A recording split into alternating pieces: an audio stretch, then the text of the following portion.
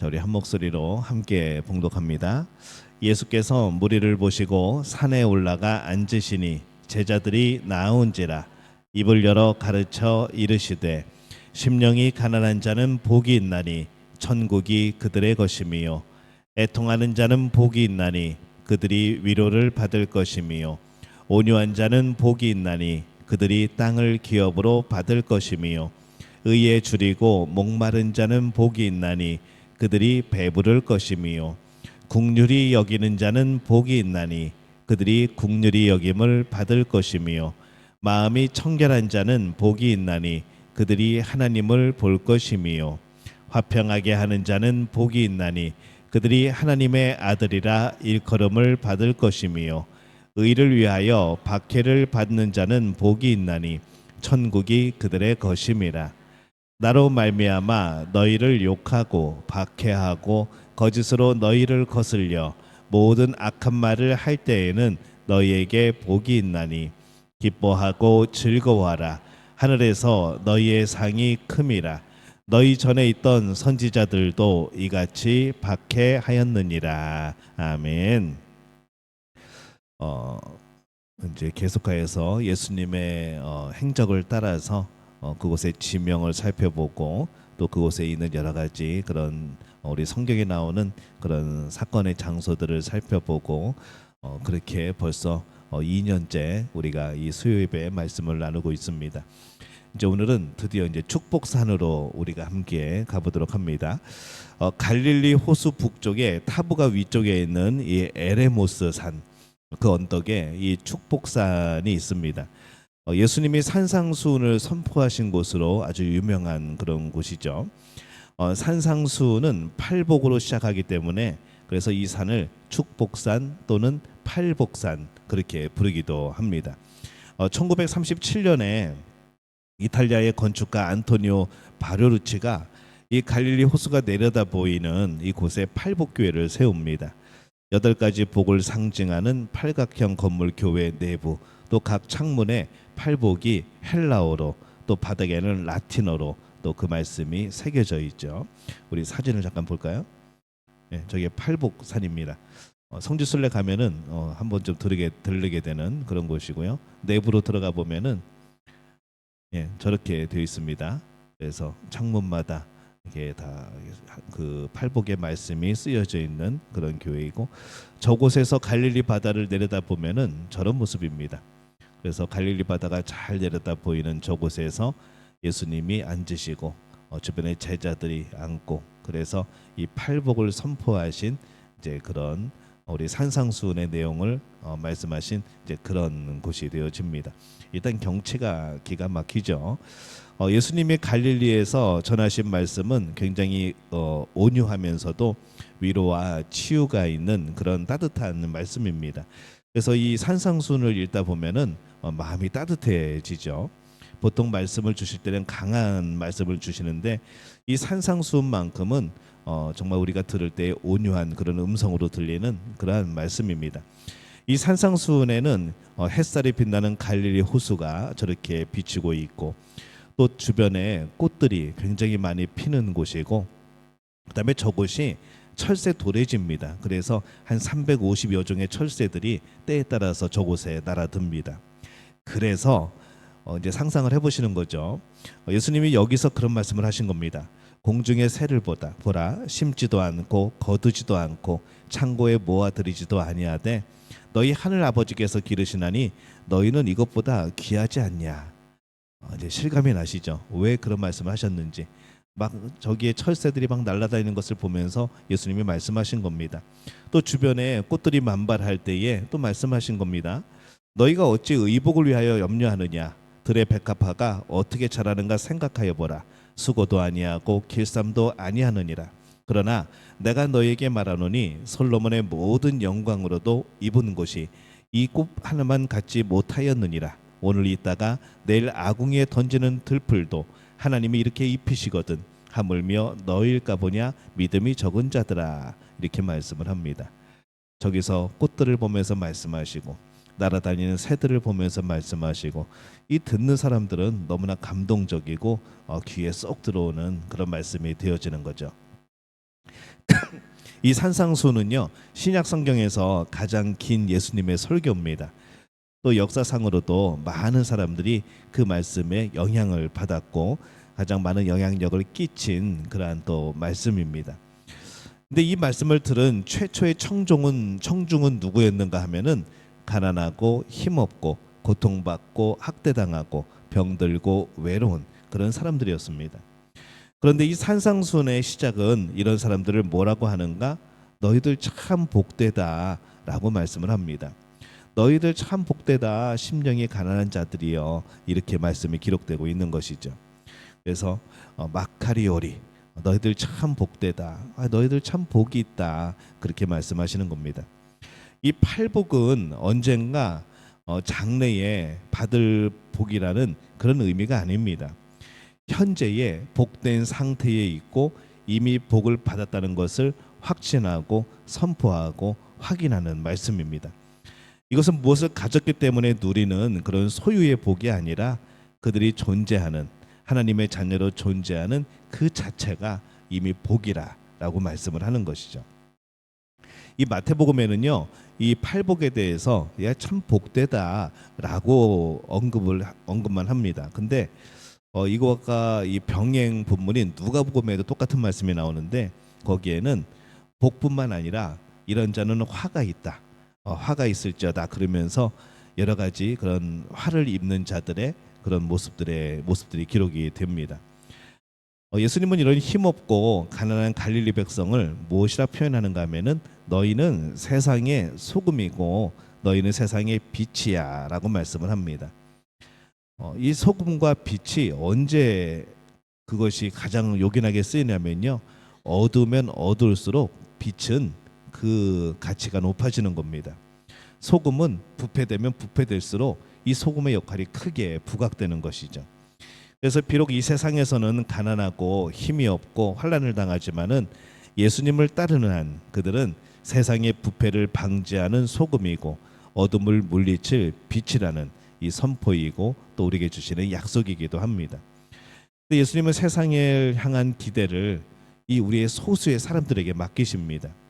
그래서 그 수많은 사람들이 아니고 12 제자를 삼으시고 그들을 통해서 이 복음이 전하게 하시고, 그래서 우리들이 갖춰야 될 것은 무엇인가 하면요, 그 빛과 소금이 되기 위하여서 우리는 사귐, 섬김, 헌신, 겸손, 선행, 이런 것들이 필요한 겁니다. 예수님은 곧바로 이 모세의 율법에 대한 오해, 또 그것을 왜곡시키는 것을 올바로 붙잡아 주십니다. 제가 오늘 말씀이 마태복음 5장부터 7장까지 내용을 전부 다 제가 지금 거론을 합니다. 그래서 오늘 본문에는 거기만 읽었지만은 사실은 7장까지 읽어야 되는데 오늘 5장의 팔복 부분만 제가 읽은 겁니다. 이 말씀을 전하신 다음에 이제 모세의 율법에 대해서 오해를 풀어 주십니다. 근데 가만히 생각해 보면 그렇습니다. 모세의 시내산, 거기서 십계명을 모세가 받았죠. 그리고 예수님이 지금 그 팔복산에서 산상수훈을 말씀을 해주십니다. 그래서 이 두 가지 장면을 우리가 잘 비교를 해보면서 생각을 해봐야죠. 어떻게 보면은 율법을 주신 하나님의 원래 뜻에 비추어서 이 모세의 이 원래 그런 백성들에게 알렸던 모세의 십계명, 그것을 복원하는 작업을 지금 예수님이 하고 있는 겁니다. 마태복음 5장 17절에 그래서 예수님이 이렇게 말씀을 합니다. 마태복음 5장 17절. 우리 함께 읽습니다. 내가 율법이나 선지자를 폐하러 온 줄로 생각하지 말라. 폐하러 온 것이 아니요 완전하게 하려 함이라. 사실 구약의 십계명은요, 자세히 연구를 해보면은 우리의 어떤 외적인 행동보다는 우리의 마음을 다스리는 그러한 계명이라는 것을 우리가 알 수 있습니다. 십계명의 열쇠는 어디에 있는가 하면은 제 첫 번째 계명하고 마지막 10번째 계명의 열쇠가 있습니다. 제 1계명이 뭘까요? 너는 나 외에는 다른 신을 내게 두지 말라. 이렇게 첫 번째 이제 계명입니다. 나 외에는 다른 신을 내게 두지 말라. 그다음에 10번째 계명은 내 이웃의 집을 탐내지 말라.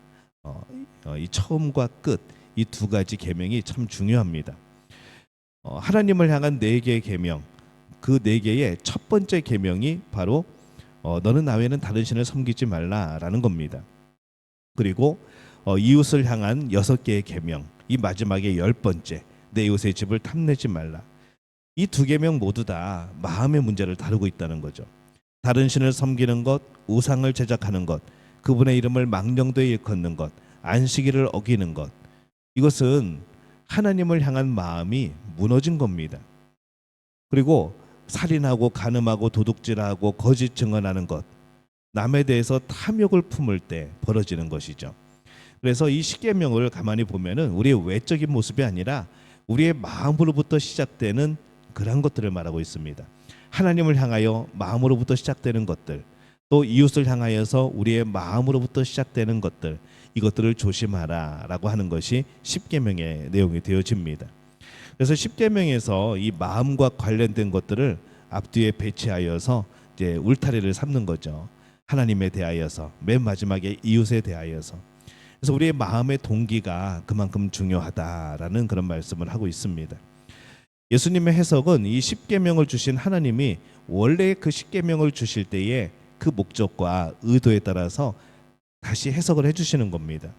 왜 그렇게 했는가 하면요, 이 십계명을 받은 이후에 오랜 시간이 지나서 이 유대인들은 거기에 수많은 율법의 세부 조항들을 붙여놨습니다. 너무 많이 붙여가지고 도대체 이게 뭐 행동 하나 마음대로 할 수 없고, 또 그것을 잘 지키면은 굉장히 내 의가 막 되어지고 막 그렇게 되었던 것이죠. 진짜 하나님이 주신 그런 계명이 아니고 거기에 우리의 생각대로 야, 이렇게 하나님이 주신 계명이라고 한다면은 이것도 되지 않을까? 이것도 포함되어야 되지 않을까? 그러면서 막 더덕더덕 붙여놓은 그런 계명들이 엄청나게 많았습니다. 그러다 보니까 원래의 십계명에 하나님이 주시는 의미를 다 잊어버리고 그냥 그 하나의 조항들을 지키기에 급급했던 것이죠. 예수님이 그것을 바로잡아 주시는 겁니다. 그래서 예수님은 그렇게 말씀합니다. 옛 사람에게 말한 바 뭐뭐 하였다는 것을 너희가 들었으나 나는 너희에게 말하노니 너희는 이렇게 해라 라면서 계속 이 계명에 대한 그런 것들을 다시 새롭게 해석을 해주십니다. 새로운 율법을 만드는 것이 아니라 또 기존의 율법들을 없애는 것이 아니라 완전하게 해석해 주시는 것이죠. 유대교의 3대 덕목이었던 구제, 기도, 금식에 대한 부분도 예수님은 또 다시 다르게 해석을 해주십니다. 한마디로 영적인 허세를 부리지 말라는 것이죠. 네가 구제한다고, 네가 기도한다고, 네가 금식한다고 그거 뻐기지 말라는 겁니다. 폼내지 말라는 거죠. 허세 부리지 말라는 겁니다. 그 본질적인 취지대로 정말 경건하게 구제하고 하나님을 향하여 기도하고 또 겸손히 기도하고 또 겸손하게 금식하고 그럴 때 진짜 그 행동이 하나님 앞에 드려지는 것이다. 그거 한다고 사람 앞에서 자랑하지 마라. 이제 그런 말씀입니다. 아무리 좋은 행위라도 할지라도 사람에게 보이기 위해서 하면은 결국에는 자기 의의를 내세우게 되어지고 자기 상을 구하고 자기 공로를 구하게 되어지는 그런 게 될 수 있다는 것이죠. 그래서 그것을 참된 경건이 아니라 외식이라고 예수님이 표현합니다. 그래서 외식하는 자들아라고 계속해서 그러니까 외형적으로 형식만을 강조하는 자들아라고 그렇게 책망을 하신 겁니다. 이 모든 종교의 타락은요 어디서부터 시작이 되는가 하면은 공로 때문에 그렇습니다. 근데 우리는 공로로 살아가는 게 아니라 위로부터 내리는 은혜로 살아가는 사람들입니다. 이 공로는 문제가 되어지는 것이 인간이 공로를 내세우기 시작하면은 내 업적을 나타내는 겁니다. 내가 이렇게 해서 내가 이렇게 했더니 내가 이렇게 성장시켰더니 이렇게 되어지는 거죠. 근데 위로부터 내리는 은혜의 사람들은요 이렇게 표현을 합니다. 하나님께서 하나님이 주신 것으로 하나님께서 허락하셔서 하나님께서 은혜 주셔서 오직 하나님께 보이고 하나님이 주시는 상을 기대하는 것, 그게 이제 은혜의 삶의 방식이죠. 근데 우리부터 쌓아 올리는 우리의 공의를 쌓아 올리는 것은 공로를 쌓아 올리는 것은 바벨탑이 그런 겁니다. 인간의 노력, 인간의 성공 그런 것들을 쌓아 올려서 하늘에까지 닿으려고 했던 이 바벨탑 사건. 하지만은 십자가는 반대입니다. 하나님의 은혜로 주어 주신 것이고 그것은 겸손이 있고 그것은 희생이 있고 그것은 사랑이 있는 것이죠. 그래서 어떤 걸 행동을 하든지 마음으로 하나님을 향하게 될 때에 하나님으로부터 주어지는 상이 있는 것이 우리의 삶의 그런 모습이 되어집니다. 그렇다고 해도 좀 그런 생각은 듭니다. 이 산상수훈을 읽다 보면요, 예수님이 제시하시는 이 제자들의 윤리는 좀 어렵게 느껴집니다. 와, 정말 저렇게 살 수 있을까? 정말 내가 저렇게 완벽하게 살 수 있을까? 우리는 그렇게 느껴지는 것이죠. 왜냐하면 이것이 하나님 나라의 윤리를 그대로 설명하는 것이기 때문에 그렇습니다. 예수님이 말씀하고 싶은 게 뭔가 하면 하나님의 나라가 임하면 어떤 모습일까? 이것을 말씀하시는 겁니다. 하나님의 나라가 임하면 이렇게 되는 거야. 하나님의 나라가 임하면은 이렇게 통치가 되어지는 거야. 하나님의 나라가 임하면은 이런 모습이 되어지는 거야. 이 산상수훈에서 예수님은 계속해서 그것을 설명을 합니다. 막 그림처럼 그려 보여주시는 거죠. 그래서 그 가장 중심적인 내용이 뭐냐? 공로가 아니고 은혜다라는 겁니다. 공로의 원리가 아니고 은혜의 원리로 살아가야 한다라는 것이죠. 아름다운 행위를 통해서 내가 막 공로를 쌓으려는 것이 아니라 이미 주신 구원에 감사하고 주신 은혜에 내가 부응하면서 살아가는 것, 이것이 진정한 신앙생활이라는 겁니다. 세상을 바꿀 수 있는 것은 공로가 아니라 은혜와 사랑이고 용서이죠. 하나님이 먼저 우리에게 베풀어 주신 은혜가 우리를 변화시키고 또 우리의 은혜로운 그런 변화가 다른 사람을 또 변화시키는 겁니다. 우리 그림 하나 볼까요? 산 위에서 복음을 전하는 예수 그리스도. 1442년에 우리 프라 안젤리코라는 사람이 그린 것이고요. 프레스코합니다. 지난번에 한번 설명을 드렸고, 그다음에 피렌체에 있는 산 마르코 대성당에 있는 프레스코와 그림입니다. 그림을 보면은 이 모세가 십계명을 받은 시내산처럼 예수님도 이 척박한 산 위에서 앉아 계시고 또 청중은 12명의 제자가 있습니다. 예수님은 왼손에 두루마리 같은 성경을 들고 계시고 또 오른손으로는 하나님의 나라를 이렇게 가리키고 계시죠. 12제자 모두 머리에 보면은 이렇게 후광이 있습니다. 머리에서 빛이 나죠. 근데 한 명만 없습니다. 여러분 보기에 왼쪽에 보면은 다 황금색으로 후광이 비치고 있는데 한 명만 검은색이죠. 누굴까요? 네, 가룟 유다라고 이제 표현을 한 겁니다. 그리고 예수님의 후광에는 십자가가 그려져 있고 그래서 또 가룟 유다도 그려져 있고 그런 모습들이 이 사람이 그린 프라 안젤리코가 그린 산 위에서 복음을 전하는 예수 그리스도라는 그림에 이렇게 표현이 되어 있습니다. 이 하나님 나라를 향한 우리의 우선순위가 필요합니다. 이 산상수훈의 말씀은요, 짧은 시간에 요약하게 말하기가 참 힘듭니다. 왜냐하면 한 구절 한 구절 굉장히 많은 의미를 담고 있는 거죠. 근데 이것을 좀 축약해서 우리가 잘 좀 이해를 해보려고 하면요, 이것을 기준으로 두면 됩니다. 한번 따라해 볼까요? 소중한 것 먼저 하기. 예, 이게 주제입니다. 굉장히 압축시킨 거죠. 뭔가를 이렇게 두 개를 놓고 선택한 양자택일을 하는 것이 아니라 우선순위를 두고 행동하는 겁니다. 그래서 나에게 소중한 것부터 먼저 하는 것. 어떤 일에 대해서 나에게 소중한 것을 먼저 하는 것이 예수님이 우리에게 주신 하나님 나라의 삶이다라고 말씀을 하는 겁니다. 그래서 예수님은 이분법적으로 세상과 하나님 나라 한쪽을 버리고 한쪽에서만 살아가고 이렇게 말씀하시지 않습니다. 본문에는 먼저라는 단어가 몇 번 등장을 합니다. 이제 그것에서 우리가 알 수 있는 거죠. 또 배타적이지 않고 뭐뭐보다라고 표현을 합니다. 그래서 이것을 듣는 입장에서는요, 왜 온유하다고 말씀을 하는가 하면은 먼저, 야 그건 아니고 이걸 해야 돼라고 말씀하지 않는 거죠. 그것은 아니고 이게 가치 있는 거야라고 말하지 않습니다. 뭐뭐 먼저 그리고 뭐뭐보다 이렇게 비교를 해주십니다. 그리고 산상수훈은 우리가 받아들일 때 나 개인에게 주시는 말씀 같지만은 오히려 이 공동체의 관계성에 주어지는 말씀이기도 합니다. 우리의 몸이나 목숨이 물질보다 중요하다는 것이죠.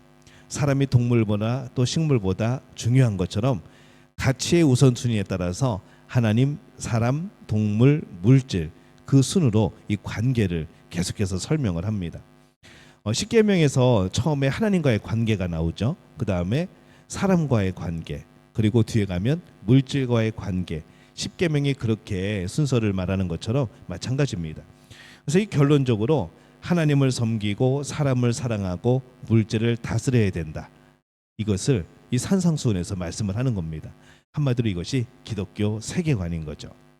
한번 따라해 볼까요? 하나님을 섬기고 사람을 사랑하고 물질을 다스린다. 이게 기독교 세계관입니다. 제일 먼저는 어디에서 나오는가 하면은 하나님과의 관계 가운데서 나오는 먼저입니다. 모든 관계의 시작은요, 하나님과의 관계입니다. 하나님과의 관계가 잘못되면 모든 것이 왜곡되어집니다. 근데 우리가 하나님과 어떤 관계를 맺는 수단이 뭔가? 그 예배인 것이죠. 하나님은 우선 경배와 섬김의 대상이고, 그래서 이 마태복음 5장 23절 이 산상수훈에 우리가 생각하는 거하고 조금 다른 것 같은 그런 예배의 모습이 나옵니다. 우리 한번 볼까요? 마태복음 5장 23절 함께 읽습니다. 예물을 제단에 드리려다가 거기서 내 형제에게 원망 들을 만한 일이 있는 것이 생각나거든. 이렇게 되어 있습니다. 자, 왜 생각이 나는 걸까요? 예배 드리려고 하는데, 예물을 드리려고 하는데 갑자기 형제와 불편한 관계가 생각이 나는 겁니다. 이게 왜 생각이 나는 걸까라는 것이죠. 평소엔 아무렇지도 않았는데 예배 드리려고 그러는데 왜 그런 생각이 날까? 이런 불편한 감정은요, 성령님이 주시는 거라는 거죠. 은혜라는 겁니다. 성령님이 임재하시고 계시다는 증거라는 겁니다. 이런 때에는 절대 소멸하지 말고 성령님의 역사에 순종을 해야 됩니다. 그러면 어떻게 처신을 해야 되는가? 24절 말씀입니다. 함께 읽습니다. 예물을 제단 앞에 두고 먼저 가서 형제와 화목하고 그 후에 와서 예물을 드리라. 전번에 누가 이런 말씀을 했더니 그거 두고 갔는데 누가 가져가면 어떡합니까? 이제 그게 중요한 건 아닌데 누가 그런 질문을 던져가지고 저도 어떡하지? 이제 그런 생각 한번 했었는데, 이 형제의 화목이냐 하나님께 예물이냐, 예수님이 뭐라고 먼저 말씀을 합니까? 하나님께 드리는 예배보다 형제와 화목하는 것이 우선이다 라고 하나님이 말씀을 합니다. 왜냐하면 하나님은 우상이 아닙니다. 하나님은 전심으로 드리는 예배를 받으시는 거죠. 우리가 진심으로 하는 것과 전심으로 하는 것은 차이가 있습니다. 진심, 전심 별거 아닌 것 같지만 이렇게 예를 들면 아마 쉬울 겁니다. 아내를 진심으로 사랑하면서 다른 여자를 사랑할 수 있습니다. 그게 진심이라는 거죠. 그러나 아내를 전심으로 사랑한다면 다른 여자를 사랑할 수가 없는 거죠. 마찬가지입니다. 우리가 하나님을 마음과 뜻을 다하여서 사랑한다면 우상을 섬길 수 없는 겁니다. 우리는 하나님을 섬기면서도 하나님을 진심으로 섬기면서도 우리는 우상을 섬길 수 있습니다. 하지만 하나님을 전심으로 섬기고 사랑한다면 우상은 아예 눈에 띄지도 우리 눈에 보이지도 않는 것이죠. 그래서 우리의 마음으로 드리는 예배, 형식적으로 드리는 예배가 아니라 마음으로 드려지는 예배, 껍데기가 아니라 우리의 전심, 그것을 달라고 하는 것이 우리 예배의 진정한 의미입니다. 그래서 하나님은 진정한 예배를 받으시고 가치 있는 예배는 예물뿐 아니라 우리의 마음을 드리는 예배.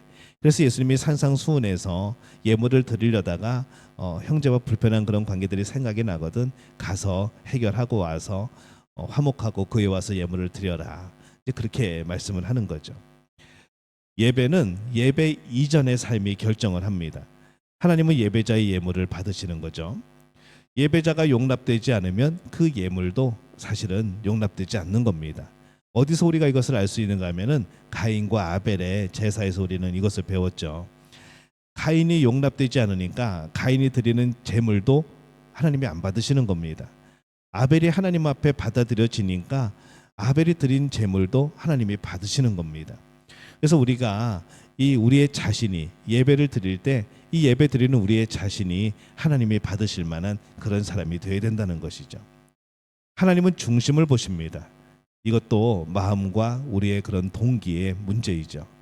하나님은 우리가 종교인이 아니라 진짜 예배자가 되기를 원합니다. 목적이 좋으면 수단도 좋아야 되는 것이죠. 예배는 선하고 귀한 것이고 또 예배의 과정도 거룩해야 됩니다.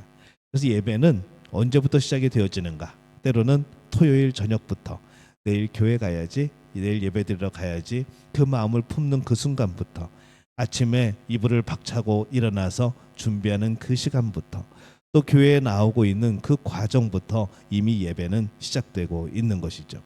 그럼 예배의 마침은 언제입니까? 이게 마지막에 폐일성 부르면 끝납니까? 아니죠. 우리가 내려갈 때도, 밥 먹을 때에도, 집에 갈 때도 예배는 계속 되어지는 겁니다. 우리의 평소의 삶에서도 하나님과의 관계 속에서 예배는 계속해서 이어지는 것이죠.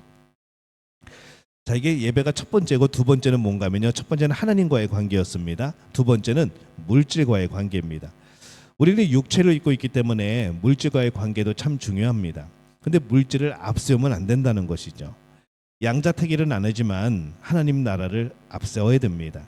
그래서 마태복음 6장 33절에 이렇게 말씀을 합니다. 함께 읽습니다. 그런즉 너희는 먼저 그의 나라와 그의 의를 구하라.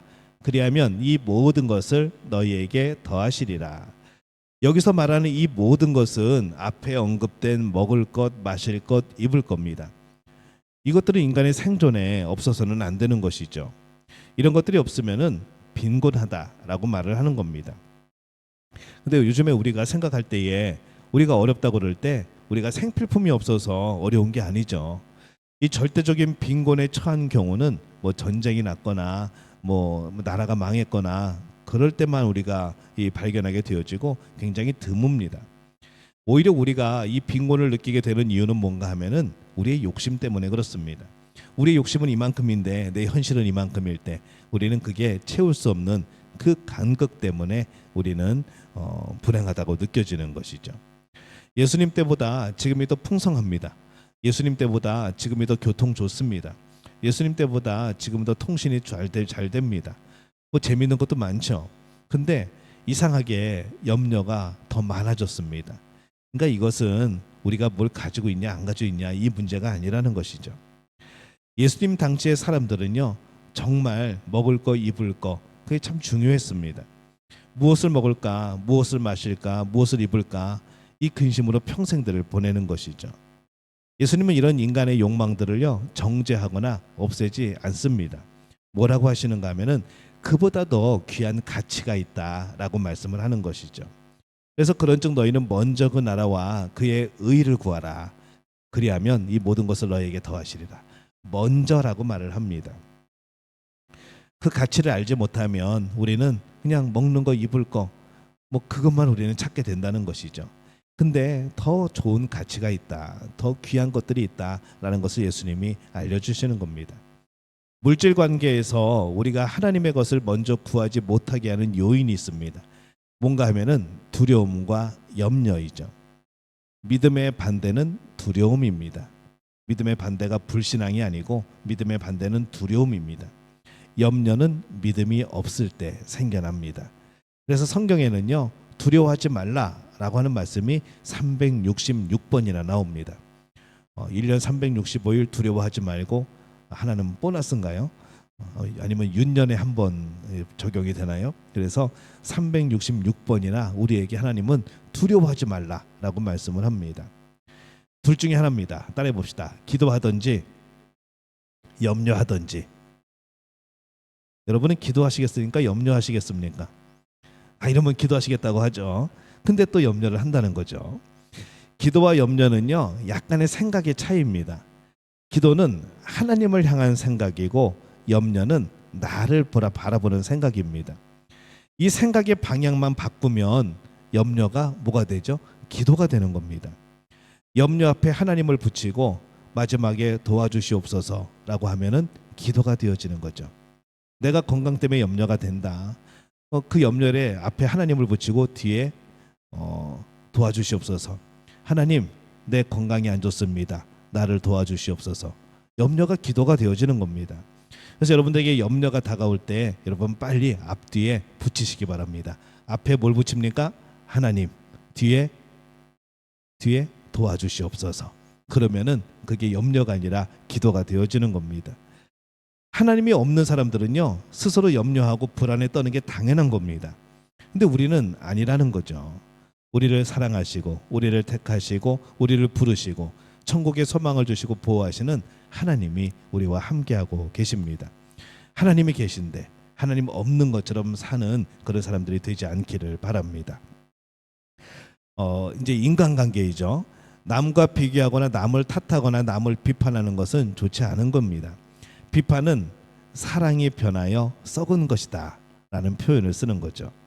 또 비판은 스스로 교만해진 겁니다. 자신이 심판자 자리에 앉는 것이죠. 내 기준에 비춰보니까 저건 안 돼. 내 기준에 비춰보니까 저건 틀렸어 라고 하게 되어지는 겁니다. 이 비판이 습관이 되어지면요, 영성이 사라집니다. 결국 자신도 같은 판단을 받게 되어 있는 거죠. 그래서 마태복음 7장 2절에 이렇게 말씀을 합니다. 함께 읽습니다. 너희가 비판하는 그 비판으로 너희가 비판을 받을 것이요 너희가 헤아리는 그 헤아림으로 너희가 헤아림을 받을 것이니라. 그래서 성도의 위대한 특징은 겸손입니다. 남의 잘못에 무관심하라는 것이 아니고 아무 충고도 하지 말라는 게 아니죠. 남을 고쳐준다는 거 이거 쉬운 일이 아닙니다. 그래서 먼저 준비가 필요합니다. 겸손이라는 준비가 필요한 거죠. 나는 아무런 문제가 없고 다른 사람에게만 문제가 있다고 생각하면 나를 속이는 자가 됩니다. 그러나 내 눈 속에 들보가 있고 그에게는 티가 있다라고 겸손한 마음으로 그를 바라보면 그때는 충고가 가능해지는 겁니다. 형제의 약점을 고쳐주려면요, 내 자신을 돌봐야 됩니다. 다른 사람의 허물은 자신을 비추는 거울이 되어지는 거죠. 다른 사람을 보는 우리의 시각은 객관적이보다 주관적일 때가 많습니다. 객관적으로 그 사람이 잘못된 게 아니라 내가 보기에 잘못된 경우들이 많은 것이죠. 그러면 잘못됐다고 판단하는 나는 멀쩡한가? 내 기준도 이게 제대로 되지 않을 때가 많다는 겁니다. 우리는 있는 그대로 보지 않습니다. 우리의 눈은 굉장히 있는 그대로 보는 것 같지만 우리의 눈은 우리를 속입니다. 그대로 안 보고 내가 보고 싶은 대로 내 마음대로 보게 되어지는 거죠. 귀도 마찬가지입니다. 있는 그대로 들리는 게 아니라 우리 마음대로 내가 듣고 싶은 것만 듣습니다. 우리는 그런 존재라는 것이죠. 그러니 내 스스로가 이게 기준이 되어질 수가 없는 겁니다. 그래서 남의 눈에 있는 티를 빼주려면 어떻게 해야 되는가? 먼저 내가 정결해야 되겠죠. 또 신뢰를 쌓아야 됩니다. 신뢰 관계도 없는데 이 조언을 해줄 수 없는 겁니다. 또 상대방에 대해서 그 티만 제거해 줄 수 있는 능력이 있어야 되는 것이죠. 그 티만 제거해야 되는데 완전히 온몸에 온 병을 다 치료하려고 하게 되어지면은 문제가 생깁니다. 그러니까 이게 의사소통도 참 중요하고 필요합니다. 그래서 참 충고한다는 것이 어려운 것이죠.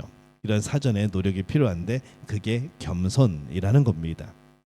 제가 처음부터 지금까지 쭉 설명한 것이 이 산상수훈의 요약입니다. 그래서 마태복음 5장부터 7장까지의 산상수훈의 내용들. 전체 주제가 뭐였을까요? 더 가치 있는 것. 더 가치 있는 것이 무엇인가? 무엇이 더 가치가 있는가? 무엇이 더 먼저 해야 되는가? 이게 바로 이 산상수훈의 주제인 겁니다. 무엇을 해야 되는가? 우리는 하나님의 나라를 가치로 봅니다. 하나님의 나라가 더 중요한 겁니다. 하나님의 마음이 더 중요한 것이죠. 우리의 현실적인 그런 물질들보다도 하나님을 향한 우리의 마음이 더 중요한 겁니다. 그래서 하나님을 향하여서 또 사람들을 향하여서 또 물질을 향하여서 우리가 어떤 마음을 가지고 살아가야 되는가, 이 내용이 바로 산상수훈, 오늘 축복산에서 선포되어진 그런 말씀입니다. 그래서 오늘 말씀을 통하여서 우리는 좀 겸손해졌으면 좋겠습니다. 이 하나님의 나라, 그것은 뭔가를 누리고 뭔가를 내가 받고 그런 것이 아니고 내가 겸손해질 때 바라볼 수 있는 그런 나라라는 것. 또 내가 겸손해야지만 그 나라를 통치하시는 하나님의 명령에 순종하고 엎드릴 수 있다는 것. 그래서 오늘 우리가 기도할 때 우리 이렇게 기도했으면 좋겠습니다. 하나님, 내가 더욱더 겸손하게 하여 주옵소서. 그래서 하나님의 말씀을 잘 청종하게 도와주옵소서. 하나님의 말씀을 청종할 때에 우리의 삶의 변화와 또 우리 마음의 변화가 나타나게 도와주옵소서. 오늘 이렇게 한번 주여 한번 외치고 한번 통성으로 기도하겠습니다. 주여, 아버지 하나님.